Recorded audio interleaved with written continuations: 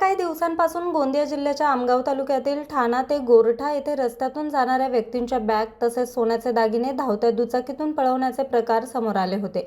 या प्रकरणात पोलिसांनी तपासाची चक्र फिरवली असता 4 अल्पवयीन मुलांच्या टोळीने रस्त्यावर चोरी केल्याचे कबूल केले। त्यांनी अशा प्रकारचे 3 गुन्हे केल्याचे कबूल केले।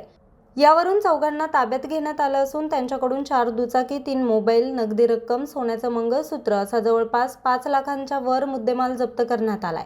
4ही अल्पवयीन आरोपींना बाल सुधारगृहात पाठवण्यात आले असून पुढील तपास आमगाव पोलीस करत आहे। आमगाव पोलीस स्टेशन हद्दीत मागील 1 महिन्यामध्ये एकूण 3 बॅग लिफ्टिंगच्या घटना घडल्या होत्या। त्या बॅग लिफ्टिंगच्या घटनाची उकल करण्याकरिता पोलीस स्टेशन आमगावचे डिटेक्शन पथक डीबी पथक हे अहोरात्र मेहनत करत होते। पोलिसांना मिळालेल्या गोपनीय माहितीनुसार पोलिसांनी 2 मोटरसायकल स्वार यांना ताब्यात घेऊन पोलीस स्टेशनला आणले। त्यांना विश्वासात घेऊन विचारपूस केली असता त्यांनी गुन्ह्याची कबुली दिली। त्यामध्ये त्यांचे अधिक 2 साथीदार असल्याचे त्यांनी सांगितले। यातील सर्व आरोपी हे विधी संघर्षग्रस्त बालक आहेत। त्यांनी या 3 बॅग लिफ्टिंगच्या घटनांमधील चोरलेला सर्व मुद्देमाल पोलिसांना त्यांच्या पालकासमक्ष ताब्यात दिलेला आहे। चोरी गेलेल्या मुद्देमालापैकी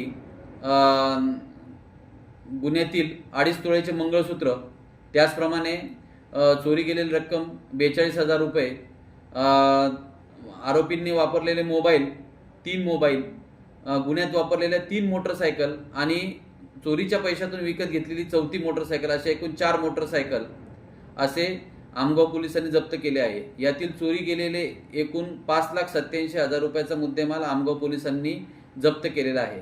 यातील विधी संघर्षग्रस्त बालक यांना जे कोर्टासमोर हजर करण्यात आलेले आहे। पुढील तपास आमगाव पोलीस करत आहेत।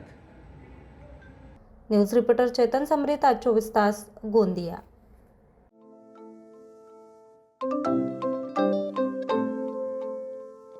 नवनवीन आणि ताज्या घडामोडींसाठी आज 24 तास सबस्क्राईब करा।